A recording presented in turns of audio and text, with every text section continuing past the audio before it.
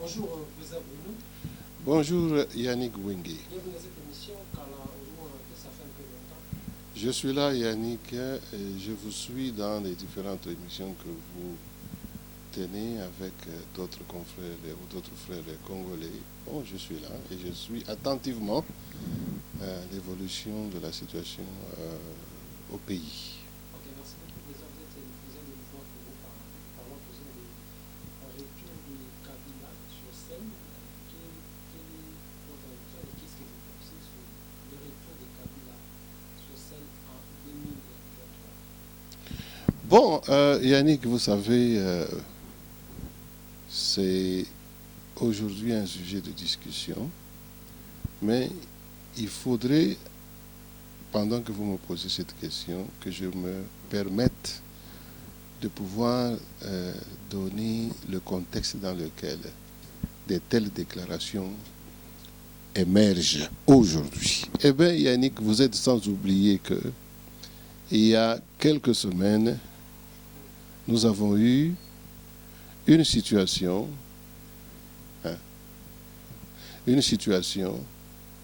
d'un accident d'avion, un accident grave, qui aurait amené notre pays dans une crise vraiment qu'on ne sait pas décrire.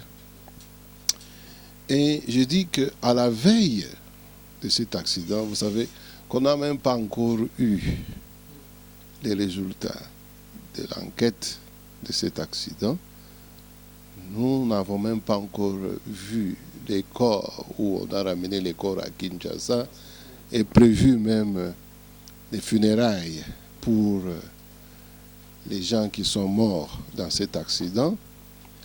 Et voilà, tout d'un coup, sur la scène politique congolaise, on entre dans des discussions qui sont vraiment surprenantes, auxquelles on s'attendait le moins. Alors, moi, je me pose la question de savoir pourquoi ces discussions viennent-elles subitement sur la scène politique. Qu'on parle aussi de Kabila qui doit rentrer au pouvoir. Bon, alors, pour un analyste vraiment averti, cela interpelle et cela inquiète. Cela peut soulever des grands soupçons parce qu'on ne peut pas d'une manière naïve croire que vraiment une année, donc même pas eu une année de règne de Félix, tout d'un coup, on commence à parler du retour de Kabila. Et dans quel contexte? Après l'accident de Antonov. Alors, je vais alors parler autour de cet accident et dire que selon mon humble avis, permettez d'abord que je puisse donner le contexte et, n'est-ce pas, relever certains aspects autour de cet accident et donner une opinion avant que je ne puisse donner un avis sur cette question du retour de Kabila sur la scène politique au Congo. Bon, alors, moi, en tant que mouvement Congo Paradis, nous avons donc une démarche pour conscientiser les Congolais sur les enjeux dans lesquels notre pays a toujours été, dans lesquels il s'est toujours retrouvé, enjeux qui sont souvent contrôlés par des forces extérieures. Et ça, c'est le principal de notre idéologie de MCP, c'est qu'on puisse prendre conscience que nous sommes sujets des enjeux extérieurs, des enjeux très forts, des enjeux qui utilisent des moyens très sophistiqués pour pouvoir nous mettre dans une situation difficile. Alors, tout politicien congolais qui n'aura pas pris conscience de ça et qui n'aura pas agi en conséquence pour sauvegarder, n'est-ce pas, l'intérêt de la nation, l'intérêt du bien-être du peuple congolais. En tout cas, pour moi, en tant que dirigeant du mouvement Congo Paradis, ça ne serait pas le Congolais idéal. Et ça ne sera pas des gens idéaux et qui poursuivent un idéal que nous soutenons. Alors, je rentre vite à cette question de de l'accident de l'Antonov. Et vous savez que le jour-là, quand il y a eu cet accident, quand on apprenait cet accident, il y a eu spontanément à Lubumbashi, les gens de Gédéon, vous connaissez Gédéon, tout d'un coup, ils ont surgi de nulle part et ils sont entrés à Lubumbashi de tous côtés, armés, ils ont été confrontés par l'armée et tués. À Lubumbashi, les images ont circulé. C'est comme si ils entraient en guerre. Mais c'est vraiment le même jour que l'avion tombe, ces gens, d'un coup, ils sont mobilisés. Vraiment, c'est un fait qui interpelle. Pour moi, ce n'est pas un fait du hasard, ces gens-là. C'est comme s'ils attendaient cet événement. Au même moment, à Kinshasa, nous voyons circuler des images où on a attrapé des gens à l'aéroport avec des armes qui allaient à Bandaga ou à l'Équateur. Vous savez que l'Équateur, c'était l'ancienne base arrière de Mbemba quand il voulait attaquer et reprendre le pouvoir. Donc l'Équateur joue un rôle stratégique dans la sécurité du pays. Donc vous voyez au même moment, et vous constatez que toujours dans les mêmes circonstances, dans le contexte de cet accident, le lendemain, Madame Olive Lembe descend au Kivu avec des garde-corps comme on n'avait jamais vu. Ça a interpellé tout le monde. Comment est-ce que Madame Olive peut se prévaloir comme ça? C'est-à-dire que vous voyez que Kabila cherche maintenant à s'affirmer, à sortir ses griffes. Ça a intimidé, ça a interpellé les gens. Et sur place à Kinshasa, c'était tout un mouvement. Les fils Moukoko disent non, on a tenté à tuer le président. Il a fait un boucan. Et vous voyez la suite de ces événements, ça nous amène loin aux déclarations de Shadari. Vous voyez que ces choses viennent dans le même contexte. Donc c'est pendant le même mois que nous vivons ces événements. Alors pour moi, vous savez, compte tenu de l'histoire du Congo, je ne me trompe pas, je venais de dire que nous, Congo Paradis, notre idéologie, c'est éveiller la conscience des Congolais pour qu'ils soient solidaires, qu'ils puissent s'unir, qu'ils soient toujours ensemble, parce qu'ils doivent avoir la conscience qu'ils ont d'abord, avant tout, le premier ennemi, ce sont les gens, les forces extérieures qui manipulent les enjeux politiques, par exemple comme celui de la tentative de l'assassinat du président, parce que c'est comme ça que Lumumba est mort. C'est comme ça que Laurent Kabila est mort. Parce que vous savez que jusqu'à aujourd'hui, la mort du président Laurent Kabila est restée mystérieuse, sans suite. Vous voyez? Donc il y a eu toujours ces forces extérieures parce qu'ils voulaient dicter l'ordre politique au pays. Ils peuvent contacter les acteurs politiques au pays sans que ces acteurs soient impliqués directement, peut-être qu'ils le seront indirectement, mais c'est pour donner l'occasion à des acteurs qui sont acquis à leur cause, à leurs intérêts, pour, n'est-ce pas, changer l'ordre politique au pays. Et quand on parle de l'ordre politique au pays, la plupart d'acteurs politiques qui sont les ténors de la politique au Congo ont été au cœur de ce genre d'enjeu. Je cite ici le cas de Sun City, vous voyez, quand il y a eu la mort de Laurent Kabila, c'est comme si c'était une histoire préparée, c'était un enjeu dont les forces extérieures ont joué pour pouvoir changer l'ordre politique.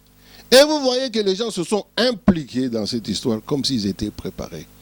Et ils ont obéi au dictat de ces forces extérieures. Et on a eu l'ordre politique qui a imposé Joseph Kabila au pouvoir.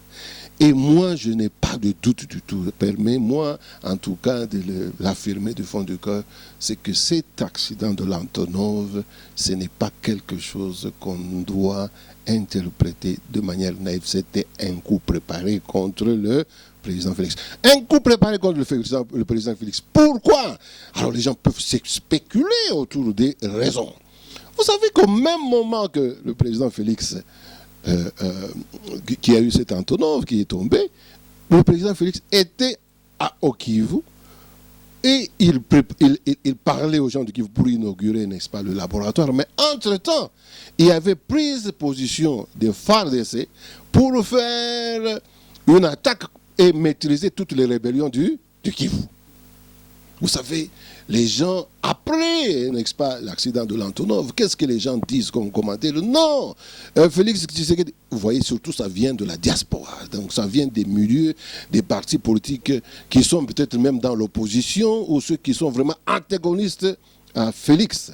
D'ailleurs, dans ces gens qui sont antagonistes, si nous mettons au premier plan quelqu'un comme Fayoulou et Mouzito, qui n'ont jamais accepté que Félix est réellement en train de diriger, et je dirais que c'est dommage, parce que pour moi, je considère que une personne comme Fayoulou n'entre pas dans le cadre des personnes qui sont concernées, parce qu'en étant leader au niveau national, pour nous, en tant que MCP, nous pensons que les leaders au niveau national, pour qu'ils soient vraiment des leaders compétents, des leaders qui sont capables de diriger le Congo, ils doivent prendre conscience de ce que je venais de dire tout à l'heure, c'est-à-dire prendre conscience des enjeux des forces extérieures qui imposent au pays et de prendre position par rapport à eux pour ne pas toujours préjudicier notre pays, pour donner d'abord la primauté à la solidarité congolaise au lieu de s'appuyer sur l'influence et les dictats extérieurs. Mais malheureusement, pour la plupart des gens qui sont partis à Genève et les gens qui sont de la Mouka, même Fayoulou, jusque-là, je ne suis pas convaincu que Fayoulou a cette dimension de compréhension politique. Alors moi, je n'entre pas dans vraiment les discussions politiciennes pour dire, bon, écoute, je suis contre Fayoulou parce que je suis... Mais j'ai vraiment une mesure de jugement de valeur. Pour moi, la mesure, c'est est-ce que ce monsieur donne les allures de quelqu'un qui a compris ça et qui ne veut pas servir les intérêts extérieurs? En tout cas, je ne suis pas convaincu avec Fayoulou. Il me donne plutôt l'impression de quelqu'un qui est à la merci des forces extérieures. Alors là, ce n'est pas le leader idéal que nous allons soutenir avec MCP. Nous pensions que si nous avons de tels leaders qui auraient même compris que l'unité des Congolais, vous comprenez, devant cette réalité de l'implication extérieure, nous devons préserver notre unité et trouver une formule commune. C'est pourquoi nous ne devons pas nous faire la guerre. Et vous savez, parlant de la guerre, Félix aujourd'hui est au pouvoir. Le pouvoir que Félix a, c'est un pouvoir qui était recherché pour avoir une alternance et faire partir Kabila. En fait, ce que Fayoulou cherchait et tous les autres Congolais cherchaient, c'était le départ de Kabila. En mon sens, le Kabila étant parti, ce qui devrait être fait, c'est renforcer, n'est-ce pas, la possibilité de bloquer le chemin à Kabila, de ne pas revenir au pouvoir. Et la seule façon de le faire, pour moi, ça serait renforcer Félix. Que lui, Fayoulou et certains sont en train d'accuser d'être faibles, alors que eux-mêmes, en faisant ça, ils sont en train justement d'affaiblir Félix. Ils cherchent à affaiblir Félix. Donc, dans un coup comme celui de l'Antonov, ça ne serait pas surprenant que des gens pareils soient des gens qui auraient été dans l'attente de tels événements pour, n'est-ce pas, bénéficier d'une transition quelconque et d'un ordre nouveau politique. Voilà en quoi on peut condamner la conscience des Congolais qui, comme en 60, les Congolais eux-mêmes ont amené à la mort leurs propres leaders, et souvent des leaders qui ont été vraiment une grande opportunité pour que notre pays fasse un grand pas. Mais voilà Félix Tshisekedi, à mon sens, les actions qu'il a posées jusqu'alors prouvent que ce monsieur a un souci véritable du peuple congolais. Il aime le peuple et il veut le bien au peuple. Et tout ce qu'on fait pour l'affaiblir, c'est-à-dire on n'est pas en train de servir l'intérêt du pays, mais on est en train de servir les forces extérieures. Et pour moi, j'ai une mesure de valeur. Quelqu'un qui joue contre la solidarité des Congolais, vraiment, il joue pour les intérêts extérieurs. Alors là, ce n'est pas mon idée idéale. Voilà un peu, je répondais à cette question en disant, bon, vous aviez posé la question de savoir, Kabila, c'est ça la question que vous avez posée, le retour. Donc, ces rhétoriques qui viennent maintenant des Chadar et qui vont même le prononcer où? Au Katanga. Vous savez que le Katanga, ça a été toujours un endroit où les gens ont voulu aller, n'est-ce pas, faire des sales besognes. Vous voyez. Et maintenant que Chadar va faire cette déclaration, ça me pose, ça m'interroge encore, c'est encore une histoire qui nous interroge. Est-ce que cette histoire, ce n'est pas toujours dans le même contexte d'un complot qui a échoué? Maintenant, les gens sont en train de réagir parce que, je voudrais dire, pour conclure ce chapitre en disant, la plupart maintenant des rhétoriques qui viennent du camp de Kabila, est-ce que, n'est-ce pas, pour essayer d'effacer les traces de l'accident de l'Antonov, pour distraire les gens, pour que les gens ne parlent pas de l'accident Antonov, pour que les gens ne visent pas Kabila en disant que Kabila est derrière cette histoire. Qu'il soit derrière cette histoire ou pas, mais ça peut être encore le jeu des forces extérieures. Et qui seraient les bénéficiaires? Vous comprenez? Ce sont des gens qui ont bénéficié des coups similaires, comme par exemple à la mort de Laurent Kabila. Les mêmes gens seront positionnés pour bénéficier encore d'un nouvel ordre politique. Alors, moi, je ne suis pas vraiment naïf et ça interpelle que ceux qui soutiennent le président Félix puissent vraiment redoubler leur effort, leur force pour que nous puissions protéger vraiment le président Félix dans toutes ses actions. Et je loue vraiment les actions des FARDC pour maîtriser la guerre de l'Est, pour maîtriser les rebelles. Parce qu'en fait, une des raisons qui déclencherait vraiment ce complot, ça serait aller faire la guerre à l'Est pour maîtriser la rébellion. Parce que nous savons que c'est l'Est qui est la base arrière à RCD Goma, qui a amené les Roubera qui sont aujourd'hui dans le gouvernement, alors qu'ils ne représentent pas vraiment des forces politiques au pays, mais ils se retrouvent dans le gouvernement parce qu'ils ont des bases arrières qui font le dictat. Parce qu'en réalité, nous avons la présence ou l'interférence du Rwanda dans la politique du Congo. Moi, c'est quelque chose que je reconnais, j'accepte. Je dis qu'il y a interférence, il y a présence des Rwandais au Congo. Je ne parle pas d'occupation, mais je parle de l'interférence rwandaise. Donc, et ce sont des personnes comme les rebelles qui agissent. Et vous savez que si nous parlons du Rwanda, vous savez que le Rwanda, dans les dernières années ici, le Rwanda est vraiment impliqué dans des tueries sophistiquées, avec une intelligence sophistiquée. Ils peuvent participer à des coups, des crimes graves, mais ils savent couvrir leurs traces. Donc, c'est la même chose que je considère l'histoire de l'Antonov. Donc, il y a une main noire qui a voulu, n'est-ce pas, embrouiller les choses et changer l'ordre politique au Congo. Parce que les événements qui ont accompagné cet incident parlent d'eux-mêmes. Voilà un peu, je regrette. Mon souhait, ça aurait été de célébrer cette transition politique. Et moi, écoutez, j'ai célébré aussi la bravoure de Kabila parce que, quelque part, il est allé contre le dictat, n'est-ce pas, des forces extérieures qui ne voulaient pas que Félix soit président, mais qui auraient souhaité que quelqu'un de la Mouka ou quelqu'un d'autre qui avait leur faveur. Kabila est allé un peu contre cette volonté-là. Maintenant, nous ne savons pas si vraiment il y a honnêteté et sincérité dans le chef de Kabila. Parce que d'une part, on peut le féliciter d'avoir facilité cette transition et d'avoir contourné les forces extérieures, mais d'autre part, on se pose la question. Étant donné que c'est seulement une année, on se demande, après avoir placé Tambwe Mwamba au Sénat, après avoir placé Janine Mabunda comme président du Parlement. Maintenant, dernièrement, il y a même Janine Kabila qui prend la commission de défense. On se demande si vraiment nous avons droit d'être naïfs et de croire que Kabila n'était pas en train de préparer un retour politique. Bon, ce que je pense par rapport à Jeannette Kabila, même si ce n'est pas une position vraiment influente, parce que le président n'a pas de compte à rendre au Parlement. Donc ce n'est pas une commission qui aura le pouvoir sur le président, parce que le président est indépendant. Quand il prend des décisions, ce sont des décisions au niveau du gouvernement, et le président n'est pas vraiment redevable au Parlement directement.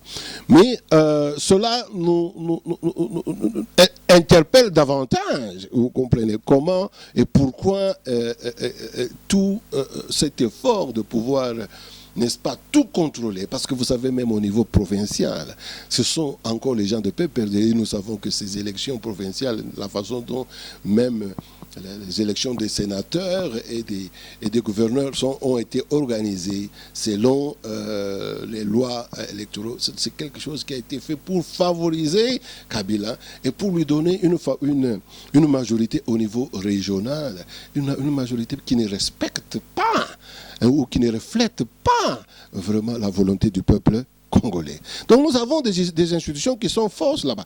Aussi, parlant de Jeannette Kabila, je disais que vous avez toutes ces prises de position. Après cet incident de l'Antonov, une autre théorie serait que, bon, avant qu'il y ait les échéances de janvier ou février 2020, parce que vous savez, après février, le président aura même la possibilité, le pouvoir de dissoudre le Parlement. Bon, alors, ça serait, si ces gens n'ont pas été honnêtes dans leur acceptation ou dans leur coalition entre FCC et CASH, c'est-à-dire qu'ils prépareraient de faire un coup avant les échéances de 2020 en février pour qu'ils puissent rentrer au pouvoir, et ils auraient à récupérer facilement le pouvoir parce que Tambo Mamba étant sénateur, le chef du Sénat, le président du Sénat, donc ça va aller dans la faveur de Kabila, et Mabunda étant chef du Parlement, donc ça va aller encore dans la faveur de Kabila. Donc vous voyez que le décor est planté pour favoriser une certaine tendance politique. Alors, bien que vous avez le président du Sénat, vous avez son vice-président, c'est qui? C'est Sami Badibanga, vous avez le vice-président du Parlement, c'est Jamal Kabound. Ce qui serait une bonne chose, un bon exemple pour cette coalition. Mais nous ne pouvons pas être si naïfs. Et je pense que la bonne politique, c'est de prévenir, mieux vaut prévenir que guérir. Bien que l'idéal, ça serait que cette coalition réussisse et qu'il y ait la confiance entre les uns et les autres pour préserver l'intérêt du pays. Mais hélas, notre pays, avec son histoire dramatique avec la mort de président Laurent Kabila, la mort de Lumumba, nous devons vraiment faire attention. Et le degré auquel les Rwandais interfèrent dans les histoires du Congo de manière vraiment malicieuse et astucieuse. Et nous nous posons la question de savoir, parce que beaucoup de journalistes disaient même, oh, écoutez, Félix a franchi la ligne rouge et il veut aller mettre fin à la guerre donc à l'Est, il veut interférer aux intérêts des Rwandais, même des Congolais, vous imaginez, qui font des analyses pareilles, au lieu de dire que c'est vraiment le moment de mettre fin à ces bases arrières qui ont servi d'entrée aux Rwandais chez nous, mais les gens se permettent de dire n'importe quoi. Vous voyez, cette absence de solidarité et de vision idéale pour notre pays fait que nous sommes encore un peuple vraiment vulnérable, et cette vulnérabilité aussi vient à cause de notre manque de conscience, vous voyez. Et c'est une occasion pour nous en tant que MCP, nous disons, notre idéal ou notre idéologie est fondée autour de ça, en disant, nous devons nous rendre compte que nous sommes d'abord au centre des enjeux des forces extérieures. Nous devons avoir une stratégie, une compréhension commune pour pouvoir nous placer de manière favorable devant ces enjeux extérieurs et trouver une solution congolaise afin de pouvoir parer à ces intercalations étrangères et gérer de notre manière, d'une manière intelligente, notre sort. Parce que ces influences, on ne peut pas les écarter. Ces gens, il y a le rapport de force, ils sont des fois plus forts que nous, mais nous pouvons au moins nous entendre et trouver une formule pour contrecarrer et tirer notre intérêt. C'est là où j'interpelle le peuple congolais, que dans notre état de conscience, nous devons développer ces sens élevés de voir les choses, de voir ce danger et de trouver des remèdes appropriés.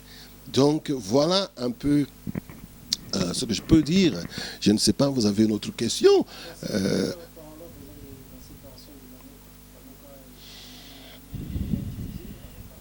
Oui, quand vous parlez de la Mouka, vous disiez qu'ils sont divisés en 3 parties. Donc, quelles sont les parties? Vous savez, moi, quand vous parlez de division de l'amour et tout ça, permettez-moi d'énoncer encore un des aspects de notre idéologie avec MCP. Moi, je ne crois pas que le Congo, d'ailleurs, dans la formule stratégique par rapport aux influences extérieures, moi, j'ai toujours pensé que la démocratie pluraliste avec le multipartisme n'est pas celle qui est appropriée pour le Congo. Parce que le Congo, étant donné les intérêts qu'il représente, moi, la formule ancienne de MPR, d'un parti unique, mais où il y a l'alternance, comme à l'image de ce qui se passe en Chine, c'est la formule que je